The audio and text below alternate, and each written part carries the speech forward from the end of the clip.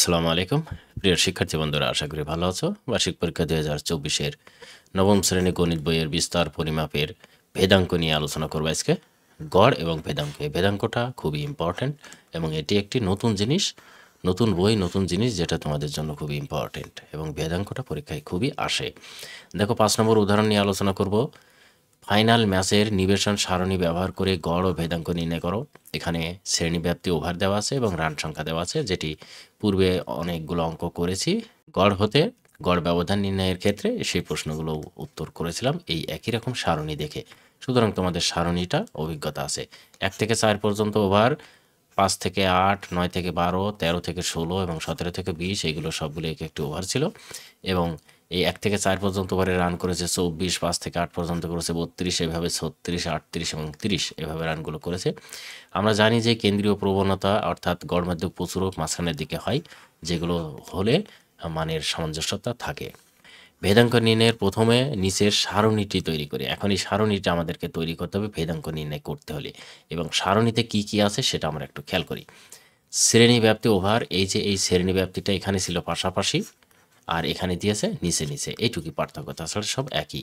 খেয়াল করে দেখো, এখানে শ্রেণী ব্যাপ্তি আছে 1 থেকে 4 ওভার, এখানে শ্রেণী ব্যাপ্তি দিয়েছে নিচে নিচে ওভার 1 থেকে 4 ওভার, এবং এইগুলো দিয়েছে হচ্ছে রান সংখ্যা। খেয়াল করে দেখো রান সংখ্যাটা কোথায় দিয়েছে, এই যে F1 FI, এটা হচ্ছে রান সংখ্যা। দেখো 24, এই যেখানে ছিল 24, 24, এখানে ছিল 32, এখানে দেখো 32, এখানে ছিল 36, এখানে 36। তার মানে এই যে দুইটা যে সারণীতে আমাদের এখানে ছিল, যে সারণীটা দেওয়া আছে, সেটা হচ্ছে একটি ওভার, এই লাইনটা ওভার, আর একটি হচ্ছে রান সংখ্যা, আর এই যে F1 FIটা এটা হচ্ছে রান দিয়েছে।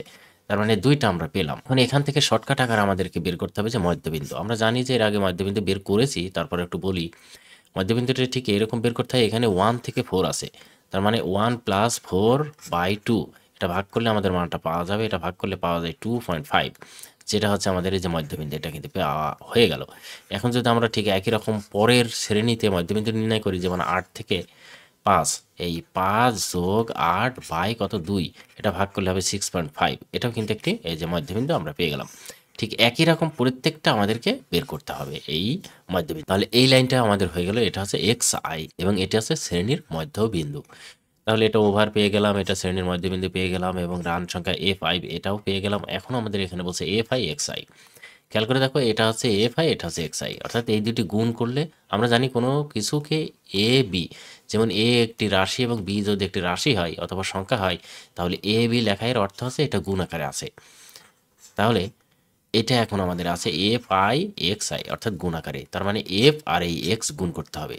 তার মানে এই 24কে 2.5 দ্বারা যদি আমরা গুণ করি, সেক্ষেত্রে 60 পাবো। আবার খেয়াল করে দেখো, এই 32কে যদি 6.5 দ্বারা গুণ করি 208 পাবো। আবার 36কে যদি 10.5 দ্বারা গুণ করি 378 পাবো। এইভাবে কিন্তু সংখ্যাগুলো আমরা পেয়ে গেলাম। তার মানে এইটাও কিন্তু আমাদের হয়ে গেল। এবারে বলছে যে XI - X বার তার হোল স্কয়ার। এখন এটা XIটা কি? XIটা কিন্তু এখানে আমরা পেয়েছি যে শ্রেণীর মধ্যবিন্দু। গড়টা কি? গড়টা কিন্তু আমাদেরকে বের করতে হবে। এই গড়টা কিন্তু আমাদের জানা নেই। তার মানে গড়টা আমাদেরকে বের করে নিতে হবে। আগে আমরা গড়ে চলে যাই, এখন গড়টা কি করে বের করব দেখি। এই জায়গাটায় খেয়াল করে দেখো যে এখানে summation of FI XI, summation of FI XI কিন্তু আমরা অলরেডি বের করেছি, যে FI XI যেগুলো সব বের করেছি।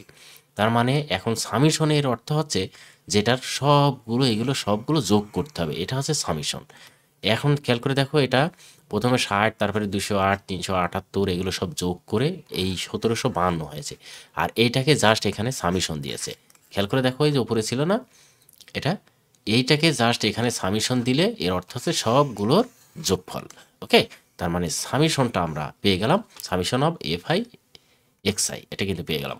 এখন এই সামেশন অফ FI XI কে যদি আমরা মোট গণসংখ্যা n দ্বারা ভাগ করি, তাহলে কিন্তু আমাদের গড়টা পেয়ে গেলাম। খেয়াল করে দেখো, এখানে কিন্তু সেটিই করেছে।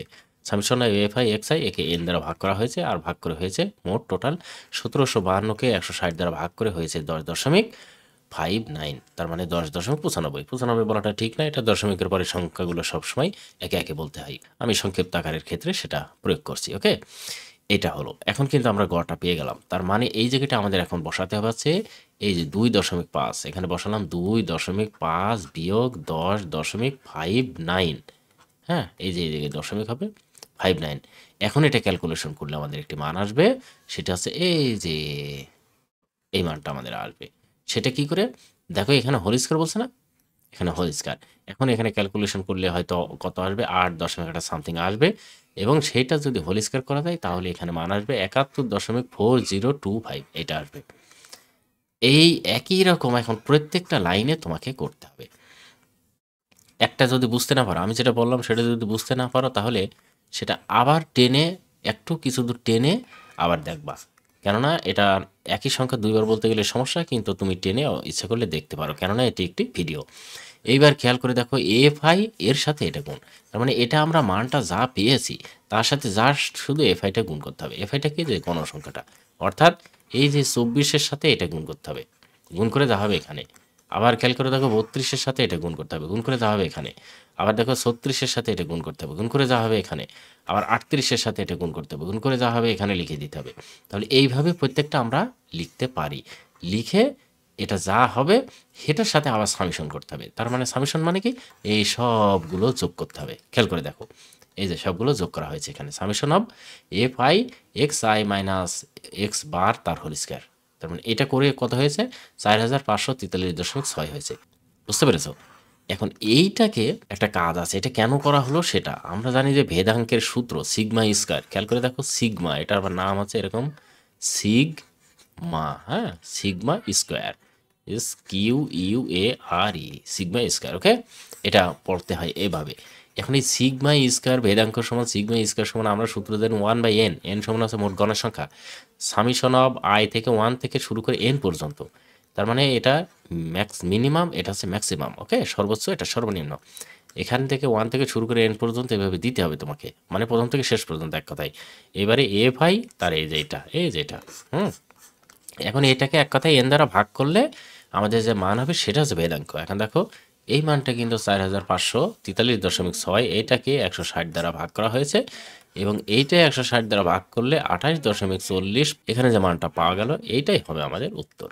ওকে, তাহলে এই যে এই সংখ্যাটা, এই সংখ্যাটাকে যা ভাগ করে পাওয়া গেল সেটা হচ্ছে 28.40, প্রায়। প্রায় দিবার সবসময়, কেননা দশমিক হলে প্রায় দিতে হয়। এখানে দেখো দশমিক আছে, তাহলে এই মানটা কিন্তু আমরা পেয়ে গেলাম। আর এইটাই হচ্ছে সিগমা স্কয়ার, অর্থাৎ ভেদাঙ্ক। এখন ভেদাঙ্ক আশা করি তোমরা বুঝতে পেরেছো। ভেদাঙ্ক তো ইম্পর্টেন্ট তেমন বিষয় কিছু নাই। যারা গড় হতে গড় ব্যবধান, মধ্যক হতে মধ্যক ব্যবধান, এগুলো যারা করেছো তারা কিন্তু পারবা। গড় হতে গড় ব্যবধান এবং মধ্যক হতে গড় ব্যবধান এবং প্রচুর হতে গড় ব্যবধান যারা পারবা তারা এটা এমনি পারবা। তাহলে এইটা এখন যদি তোমরা বুঝতে না পারো, আবার টেনে টেনে প্রথম থেকে দেখবা, তাহলে অবশ্যই বুঝে যাবা। ঠিক আছে, এই ছিল ভেদাঙ্ক নির্ণয়ের 5 নম্বর অঙ্কটি। এটির পৃষ্ঠা নম্বর ছিল হচ্ছে 228। ওকে, প্রিয় শিক্ষার্থী বন্ধুরা, আশা করি বুঝতে পেরেছো যে ভেদাঙ্কটা আমরা কি করে নির্ণয় করলাম। তোমরা ভালো থাকো, সুস্থ থাকো, তোমাদের মঙ্গল কামনা করে আজকের মতো কন্টেন্ট শেষ করছি। আল্লাহ হাফেজ।